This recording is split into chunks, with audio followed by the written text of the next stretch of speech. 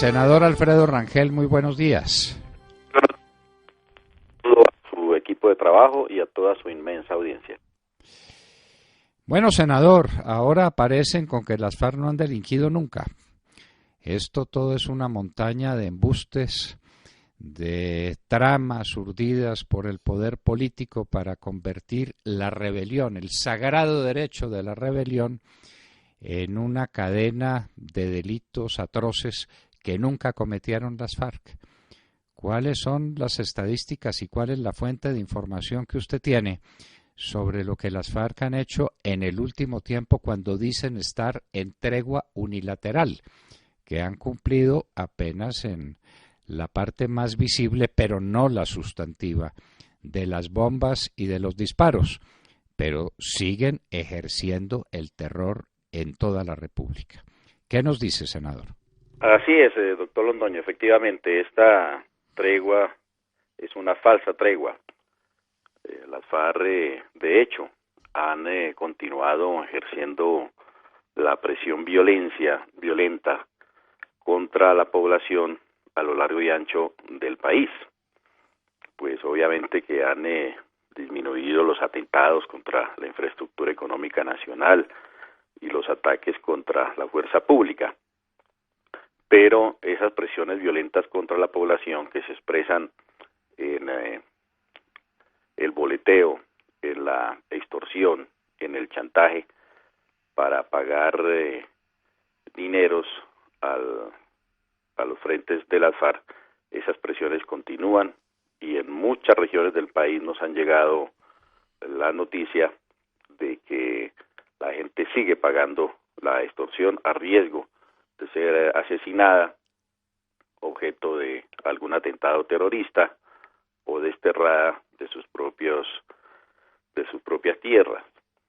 En Casanare, por ejemplo, es conocido un lugar que se llama La Cabulla, en donde comerciantes, ganaderos, finqueros, transportadores siguen concurriendo a pagar cumplidamente las exigencias de las FARC, y en otros sitios del país pues de manera similar.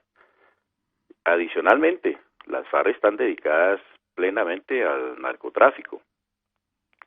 Se conocen datos, por ejemplo, del Catatumbo, en donde la entrega del territorio nacional por parte del gobierno es tan absolutamente evidente y tan descarada que ya se están conociendo datos de cómo durante el gobierno de Juan Manuel Santos se ha multiplicado por 4, óigame bien, por 4, el área sembrada de coca.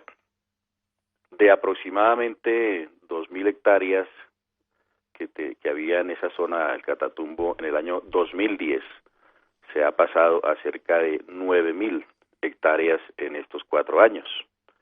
Y eso es el efecto de un acuerdo en La Habana, mediante el cual a los cocaleros se les garantiza que no van a ser ni fumigadas ni erradicadas manualmente sus cultivos, que estos cultivos se erradicarán únicamente después de que el gobierno haya cumplido con unos planes concertados con las comunidades, es decir, con las FARC, que les otorguen a esas regiones la solución de todas sus necesidades, lo cual ha hecho que las FARC tenga como consigna en todas sus zonas de influencia el incremento de las siembras de coca. Es decir, la siembra de coca se ha convertido en el pasaporte, en la puerta de entrada a el acceso a bienes públicos, a eso que tanto ha prometido el gobierno en La Habana. Quien no tenga, en 2 palabras, siembras de coca, campesino que no tenga siembras de coca, pues no podrá ser beneficiario de todos esos programas, de las decenas de programas que está ofreciendo el gobierno. No nos ha dicho con qué plata los va a financiar en Cuba. Así que esa es la razón que está detrás de ese incremento inusitado de las siembras de coca y por supuesto del narcotráfico en todas las regiones del país. Ponemos el ejemplo del Catatumbo, de donde tenemos algunos datos muy frescos que han reconocido incluso la Policía Nacional y otras entidades. Pero hay que decirlo también, esta falsa tregua de las FARC, que igualmente siguen dedicadas al narcotráfico, al chantaje, a la extorsión, al reclutamiento de menores, al rearme de sus frentes, como lo evidencia la denuncia del Ejército Nacional, que en días pasados en un municipio de Nariño capturó un vehículo donde llevaban 16 lanzacohetes y más de 400 granadas de 40 milímetros con destino a un frente de las FARC, lo cual evidencia que las FARC también están aprovechando esta falsa tregua, la quietud de las fuerzas militares, la paralización de los operativos militares del ejército para rearmar sus frentes, para expandir su presencia territorial, para ahondar el control sobre la población, como en efecto lo hicieron, por ejemplo, en la denominado cese bilateral del fuego en la época de Belisario Betancur. Aquí, de hecho, está sucediendo una situación parecida, aunque el gobierno dice no firmar un acuerdo de cese al fuego bilateral. De hecho, al paralizar a las fuerzas militares, al disminuir la actividad operacional de la fuerza pública, pues le está presentando a las FARC la posibilidad de aprovechar esa situación para fortalecerse, para desdoblar sus frentes, para ahondar el control de la población, para obtener mayores recursos del narcotráfico, y al final del día, en el momento en que esa falsa tregua se rompa, pues las FARC van a resultar mucho más fortalecidas que cuando se inició el día cero de esta falsa tregua. Pero finalmente hay que decir que esta falsa tregua se ha convertido en una especie de hoja de parra con la cual el gobierno intenta ocultar, esconder su fracaso en su política de seguridad. El retroceso en la seguridad del país es un hecho absolutamente evidente que el gobierno lo niega y los grandes medios también se han dedicado a ignorar. Pero hemos estado revisando las propias cifras del Ministerio de la Defensa, óigame bien, del Ministerio de la Defensa, comparando la situación del año 2010, inicio del gobierno de Juan Manuel Santos, con el año 2014, que es el último año completo de esa administración. Y nos hemos encontrado que esos datos del Ministerio de la Defensa, datos oficiales, pues están evidenciando la manera como se ha deteriorado la situación en el país. Si usted quiere, doctor Londoño, procedemos a mirar esos datos oficiales. Pues claro que queremos. Es un dato fundamental para saber qué ha pasado durante el tiempo llamado de las negociaciones de paz. ¿Qué es lo que le ha pasado realmente a los colombianos en materia de seguridad? Adelante, senador, por favor. Pues esos datos son absolutamente contundentes, doctor Londoño, y voy a empezar entonces a señalarlos. Los retenes irregulares, los retenes ilegales de la guerrilla se han incrementado en un 64%. Estos retenes son una evidencia de la expansión del control territorial, de la presencia territorial de el narcoterrorismo a lo largo y ancho del país.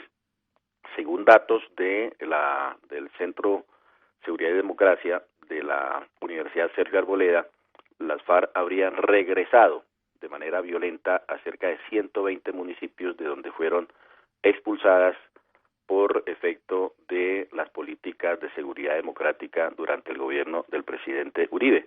Pues están regresando, y estos retenes ilegales son una de las manifestaciones de esa expansión violenta de la presencia territorial del narcoterrorismo de las FARC. Los hostigamientos contra la fuerza pública se incrementaron en un 69% según el Ministerio de la Defensa. Los ataques a instalaciones militares, puestos de policía y puestos del Ejército Nacional se han aumentado en 111%. La extorsión, que está disparada pues a lo largo y ancho del país, según los mismos registros oficiales, se aumentó entre el año 2010 y el año 2014 en 262%.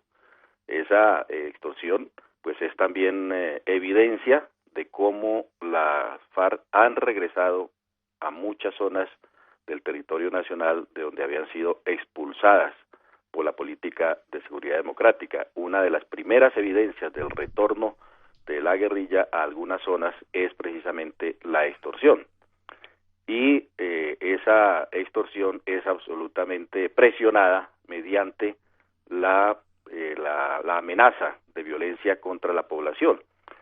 Por efecto de esas amenazas, actos terroristas, digamos, dispersos contra fincas, contra negocios, contra vehículos, etcétera, esos actos terroristas dispersos se han incrementado en 62%, que están muy vinculados, insisto, a las presiones violentas para el pago de extorsión por parte de la población.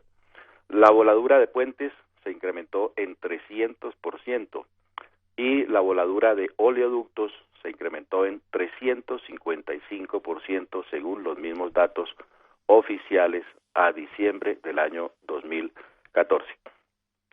Esto es una evidencia contundente de la manera como el desmonte de todos los programas y de la política de seguridad democrática y el haberse concentrado en unos diálogos de paz absolutamente claudicantes le han abierto la puerta a la expansión del terrorismo. La desmotivación, el desestímulo a la fuerza pública ha provocado este aprovechamiento del narcoterrorismo que cada vez está más ensoberbecido, cada vez es más temerario en su crecimiento y en su amenaza contra la población y contra el Estado. Ante esta situación, insisto, esa falsa tregua de las FARC es la hoja de parra que utiliza el gobierno para esconder su fracaso en seguridad nacional. Pero hay otras evidencias también, que es el tema de la seguridad urbana. De igual manera, los datos de la Policía Nacional son absolutamente contundentes en la manera como se ha venido deteriorando la seguridad urbana, que se evidencia en la forma como han crecido los principales delitos que impactan a la seguridad ciudadana. Y si usted quiere, doctor Londoño, procedemos también a mirar esos datos de seguridad urbana. Claro que sí, senador, adelante. Pues estos datos que igualmente contrastan o comparan la situación del año 2010, cuando inició el gobierno del presidente Juan Manuel Santos, y el año 2014, el último año completo, y de igual manera nos están evidenciando ese deterioro de la seguridad en las ciudades. Los ciudadanos se sienten cada vez más inseguros en las calles, en los sitios públicos, y no logran seguridad ni siquiera al interior de sus hogares. El hurto de residencias se incrementó en estos 4 años en un 16% según la policía. La violencia intrafamiliar se aumentó en 40%, también según datos oficiales de la Policía Nacional. El hurto de vehículos en un 45% también durante estos 4 años. El hurto común en 45%. Los delitos sexuales se aumentaron en 47%. El hurto a personas en un 50%. Esto tiene que ver sobre todo con el hurto de celulares, que se ha convertido en una verdadera plaga en las ciudades del país, sin que el gobierno haya hecho nada efectivo por controlar esa peste que tienen que soportar los ciudadanos, que impide a la gente andar después de determinada hora de la noche en los puentes peatonales, en determinados sitios. Son absolutamente infranqueables por el acecho de la delincuencia, que ha hecho de este negocio de los celulares pues toda una organización criminal, que no solamente se utilizan para el mercado negro interno, sino que incluso para la exportación de esos celulares robados a países cercanos. El hurto a entidades financieras se aumentó en un 51%.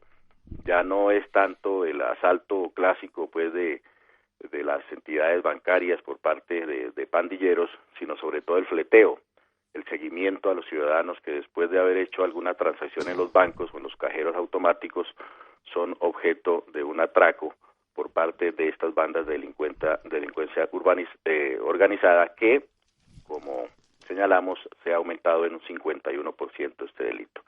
Las lesiones comunes aumentaron en un 52%. Esto es una evidencia de cómo el ciudadano común ya no cree en la justicia y intenta resolver sus conflictos con otras personas con su propia mano, porque la justicia le parece absolutamente ineficaz, ineficiente, absolutamente ausente. Entonces, ese descreimiento en la justicia, esa falta de confianza en la justicia es lo que lleva al ciudadano a tomar justicia por su propia mano, y eso se evidencia en ese crecimiento de las lesiones comunes en un 52%. El hurto a comercios se incrementó en 62%, y esta es una nueva plaga que también está infestando las ciudades. Ya no solamente los atracos ocurren en los pequeños negocios, en las tiendas de barrio, sino que incluso en las grandes superficies han sido objeto de asaltos de delincuencia organizada que paralizan, tienen la capacidad pues de tomarse un gran supermercado, neutralizar a los guardianes privados que están en esos centros comerciales y efectuar unos robos absolutamente espectaculares, lo que habla de la temeridad, de un lado, de estas bandas de delincuencia organizada, y también obviamente pues de la falta de presencia, de la falta de oportunidades, la falta de acción de la fuerza pública. Y el hurto de motocicletas. Ustedes saben que las motocicletas, el uso de la motocicleta como alternativa al transporte popular, sobre todo, se ha multiplicado en el país. ¿Y de qué manera? Pues ese hurto de motocicletas se incrementó en un 75% durante estos 4 años. Todo esto es un paisaje de inseguridad urbana pues absolutamente crítico, que se refleja en todas las encuestas, sin excepción, que se publican de manera periódica cada 3 meses, cada 2 meses, varias encuestas, 3, 4, 5 encuestas periódicas, que ustedes las comentan siempre en la hora de la verdad. Todas a una están reflejando la caída en la percepción de seguridad de la ciudadanía, es decir, los ciudadanos sienten que cada vez viven en un país más inseguro, en unas ciudades más inseguras, azotadas por la delincuencia. Y todo esto, insisto, porque hubo un desmonte de las políticas de seguridad democrática del presidente Uribe, unas políticas que estaban dando resultado. El país no estaba al final del gobierno del presidente Uribe hecho un paraíso, ni mucho menos, pero había caído de manera abrupta todos los indicadores de la inseguridad. Hay que recordar algunos: el homicidio bajó a menos de la mitad, el secuestro bajó en un 90%, se acabaron prácticamente las masacres, las tomas de las poblaciones por parte de los terroristas desaparecieron del escenario nacional, de igual manera los retenes ilegales de estos grupos terroristas, los atentados contra periodistas, contra defensores de derechos humanos, contra sindicalistas, se disminuyeron en más de un 80% durante el gobierno del presidente Uribe. Pero todos estos indicadores volvieron nuevamente a renacer, volvieron nuevamente a subir durante el gobierno de Juan Manuel Santos, evidenciando un retroceso de la seguridad que padecen los colombianos, pero que el gobierno oculta y los medios de comunicación se han dedicado de igual manera a esconder. Y con un elemento sobre el que habrá que reflexionar, y es que estamos, según nos dicen todos los medios por todas partes, inclusive el presidente de la Corte Suprema de Justicia lo dice, en plan de sacrificar el derecho con tal de llegar a la paz. Eso significa que todas estas conductas ilegales van a quedar sin castigo, lo que representa un mensaje horrible para el resto de los colombianos que estén en plan de delinquir. Es una incitación al delito. Delincan, que después los van a perdonar. Ese es un efecto. Porque además hay que recordar lo que un ingrediente, como usted lo señala, de todo este contexto de deterioro, de retroceso de la seguridad, pues es el hecho de que el gobierno le ha dado patente de corso a los grupos terroristas para delinquir, para asesinar, para narcotraficar, porque en el denominado marco jurídico para la paz, que fue una reforma constitucional que impulsó el gobierno de Juan Manuel Santos y le hizo aprobar a su bancada durante su primer gobierno, se establece que habrá una suspensión de la aplicación de las penas para todo tipo de delitos en el momento en que se firme un acuerdo de paz. Es decir, en el entretanto, mientras se negocia, se puede delinquir de manera libre, de manera impune, porque todos esos delitos se establecen en el marco jurídico para la paz, serán perdonados cuando se firme un acuerdo de paz, lo cual constituye, insisto, una patente de corso para realizar cualquier tipo de delitos, con la seguridad de que al final del día todos esos delitos van a ser perdonados. Ya el presidente de la Corte Suprema de Justicia ayer, en una entrevista absolutamente lamentable que ya ha comentado usted, doctor Londoño, pues señaló que el narcotráfico, por ejemplo, debería ser un delito conexo. Actualmente es un delito totalmente autónomo, que no puede ser objeto de amnistías ni de indultos, no puede ser cobijado con la sombrilla del delito político, pero el gobierno nacional y sectores judiciales que lo acompañan y el señor fiscal general de la Nación quieren que el narcotráfico pueda ser objeto de amnistía, de indulto, para de esa manera obviar algo que a lo que también le temen de manera muy fuerte los guerrilleros narcoterroristas, que es la extradición. De esa manera, convirtiéndolo en delito político, pues tienen un amparo, tienen ese cobijo en contra de la extradición. De igual manera, delitos como el secuestro, por ejemplo, también serían calificados como conexos al delito político, el secuestro de menores, y de esa forma, pues todos esos delitos que deberían ser objeto de castigo, porque así lo señalan las leyes colombianas y los tratados internacionales que ha firmado el Estado colombiano y que son parte del bloque de constitucionalidad, es decir, como si fueran parte de la Constitución Nacional, pues nos obligan a que esos delitos atroces, esos crímenes de guerra, esos delitos de lesa humanidad, como el secuestro de menores, sean objeto de castigos con penas privativas de la libertad. Así, esas penas sean reducidas, rebajadas, siempre y cuando cuenten la verdad, ofrezcan garantías de no repetición, haya arrepentimiento y haya una reparación a las víctimas. Pero se está montando toda una tramoya judicial para perdonar todos estos crímenes y a todos estos criminales, mientras se organiza una persecución sistemática y se organizan falsos juicios con falsos testigos contra la oposición democrática que representa el centro democrático en el país. Así es, y esa es la razón por la cual hay que ponerle al centro democrático una mordaza, de manera que si el presidente Uribe quiere salir del país, le está prohibido, mientras al mismo tiempo el senador Cepeda y la senadora Robledo se van para Cuba porque van a hablar... El representante Alirio Uribe también está en Cuba. También está en Cuba. También está. Para ellos no hay prohibición ni hay problema ninguno. El problema es para el Centro Democrático porque es amordazar la oposición, amordazarla. Yo soy el triste testimonio del origen de ese proceso. Recuerde que el día en que aprobaban la ley a la que usted se refirió hace un minuto, que es la ley de la impunidad prometida a las FARC por todos los delitos que cometan en este tiempo, ese día me pusieron una bomba para asesinarme, porque no querían que hablara, porque es la mordaza, porque es la violación de todos los principios democráticos en favor de los delincuentes sistemáticos que han arrasado este país y que el presidente Uribe con su gobierno tenía arrinconados, metidos entre la selva y próximos a su extinción definitiva. En lugar de eso, lo que se les ha dado es la figuración internacional y se los ha convertido en héroes de la política, de una política de rebelión en defensa de los campesinos, donde todo vale, todo juega, inclusive el sacrificio del derecho en nombre de la paz.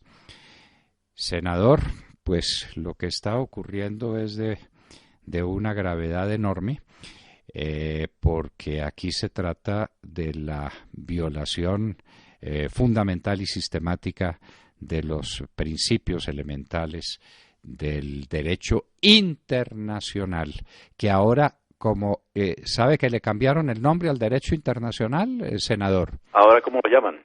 Se llaman estándares internacionales. Ay, no. Sí, lea otra vez al presidente de la Corte Suprema de Justicia, hablando de los estándares internacionales. Como si fuera cualquier cosa, pues. Pues claro, ya no son las leyes internacionales que nos obligan en función del bloque de constitucionalidad. Es que se le olvida al senador que esos estándares internacionales están incluidos en el derecho interno de la República a través del bloque de constitucionalidad. Entonces se llaman estándares internacionales, de modo que esté tranquilo que no vamos a violar la ley internacional ni el derecho internacional público, sino los estándares internacionales. Algún día nos explicarán eso en qué consiste. Senador Alfredo Rangel, muchísimas gracias por recordar a nuestros oyentes de dónde venimos y en dónde estamos dentro de este proceso de alcahuetería, de la delincuencia desatada de las FARC en los órdenes más preocupantes para la vida común del ciudadano colombiano. Muchísimas gracias, senador. Muchas gracias a usted, doctor Londoño. Buen día para todos. Muchas gracias. Alfredo Rangel, senador del Centro Democrático, estaba con nosotros. Ya saben por qué hay que ponerle la mordaza al Centro Democrático, porque es que la verdad suele doler, la verdad es dolorosa y hay que callarla. Tapen, tapen, tapen. Y si hay que asesinar, asesinan. Y si hay que amedrentar, amedrentan. Y si hay que acudir a los medios de comunicación en defensa de unos principios absolutamente inconstitucionales e ilegales, eso se hace. Lo que haya que hacer, lo hacen, con tal de firmar un papel y con tal de entregarle el país al socialismo del siglo XXI, con el que le ha ido tan bien a varios países latinoamericanos.